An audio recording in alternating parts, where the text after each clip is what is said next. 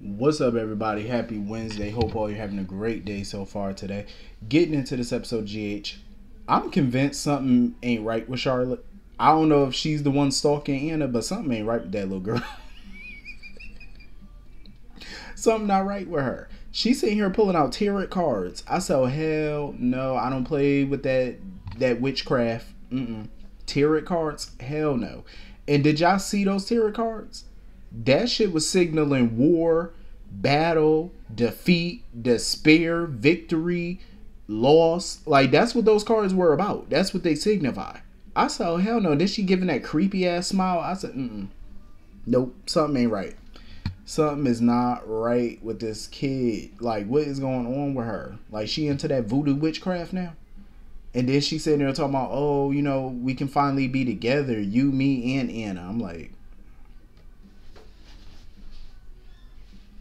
maybe time to take her to a child psychologist. I'm just saying. You might want to. Something ain't clicking. Like I said, I don't know if she's the one doing this. I don't think so. I don't think so. Is it possible? Maybe. But I don't see it. I think it's too easy for it to be her. I think it's a red herring. Do I think something is troubled about that girl? Yes. Something is troubled about her, but I don't think this is the problem. I definitely feel like Valentine needs to investigate this, though. Like, he definitely needs to make sure that his child is innocent before he proceeds. He needs to further look into this and see, like, what's really going on with this kid before this thing goes any further. Like, try to have her followed, or, after he drops her off to school or something. Try to have her followed or something throughout the day, to see where she going, like track her phone, her movements, like do that, try to get some real evidence against her about what she's doing, like what she's into, before he just makes another move, because something is going on with her. I don't think it's the Anna stuff, but it's something. At this point, if I was Nina, I would watch my back with Charlotte, because that little girl into that voodoo. I'm just saying. So anyway, moving on from that, I'm glad Anna went to Sunny, looking for protection and stuff like that, hopefully to get some guards or whatnot. She gonna need it. At this point, she can't fight this battle by herself. Like, she gonna need some help. And I don't have too much confidence in Sunny's people, because a lot of them are incompetent, but at least she'll have somebody there. You know what I'm saying? Like, at least to guard the door or something, make sure nobody's in and out. You know what I mean? Like, she gonna need that help. I totally don't blame Sunny for, not trusting Valentine. Especially when he heard that Valentine was the one that went to go look to see if there was any footage or whatever, anybody going in there. Sunny wasn't buying it. When she said, oh, Valentine looked and somebody wiped the footage, Sunny wasn't believing it. He said, oh, that's what Valentine said?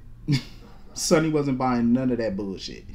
He ain't trust it. He said, no, But I definitely agree with Anna. Like, I think whoever took that shot at the Metro Court, it definitely wasn't aimed at her. I don't think she was the intended target, because look at the attacks on her. These attacks are personal. You know what I'm saying? They don't fit with a sniper. Somebody trying to shoot at her and stuff like that. So I think whoever tried to take that shot was definitely aimed more at Sunny than her. I don't know if it was the WSB or Pikeman. I don't see why the WSB would want to do that, and I don't see why Pikeman would want to. Maybe they were trying to send a message. Who knows? But it's a strange thing to do. I mean, that only made Sunny not want to work with Pikeman even more. So I don't know why they would run the risk of trying to shoot him, to send a message. Because we all know Sunny's stubborn as hell, so I ain't see the point in that. But hopefully they figure out what the hell is going on and who's behind this shit. Hopefully we find that out quick, for somebody taking a bullet this time. Because Curtis might have took that last one, but one of them gonna take that if it happens again. I don't know how many more bullets either Sunny or Anna could dodge.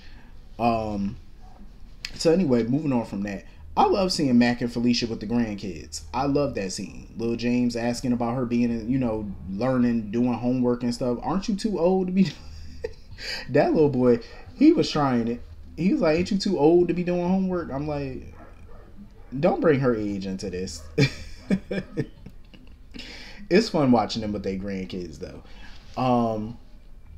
I love that, Felicia's taking it seriously and she's looking for a new challenge, a new line of work. I love it. I'm looking forward to seeing her in her new role at the hospital when she gets there. It was so good to see Scott. I feel like I haven't seen Scott in ages. Like, where the hell is Liesel? That's what I want to know. Like, where's Obrecht? But it was good to see Scott with the new scruffy beard and stuff like that. It was funny as hell watching her and Maxie try to come up with ways to get rid of Tracy and kill her. Mac was not here for it. Mac was like, you do realize that I'm the police commissioner and y'all up in here talking about killing somebody.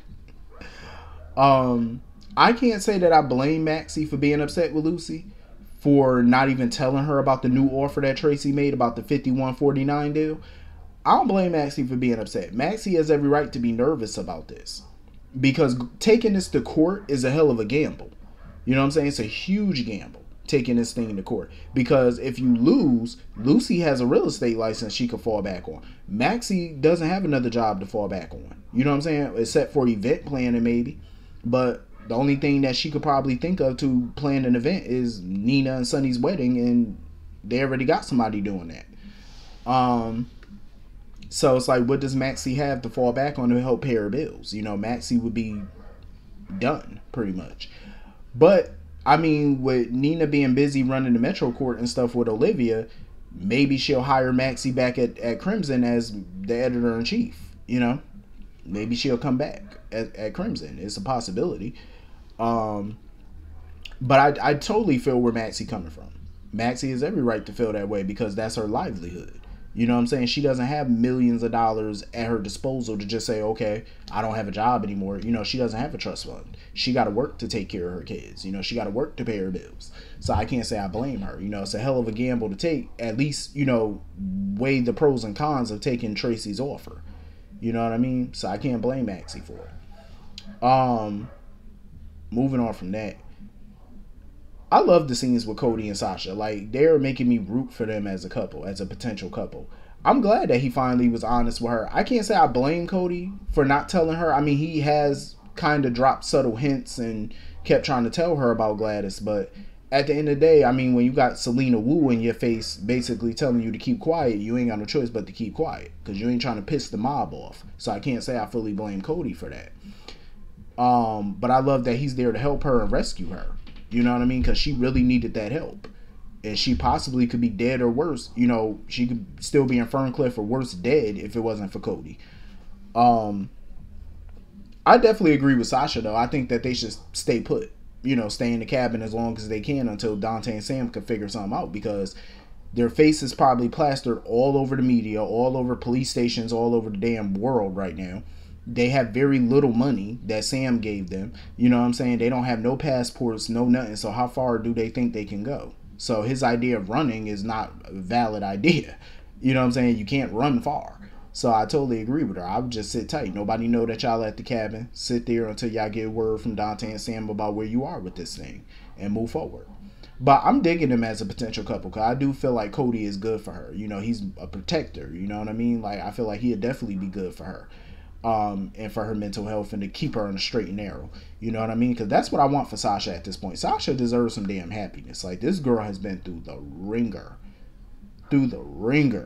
In a very short amount of time. Like, it's like back-to-back problems. So hopefully she get her, happily ever after. Hopefully she gets some time to just be happy for quite some time.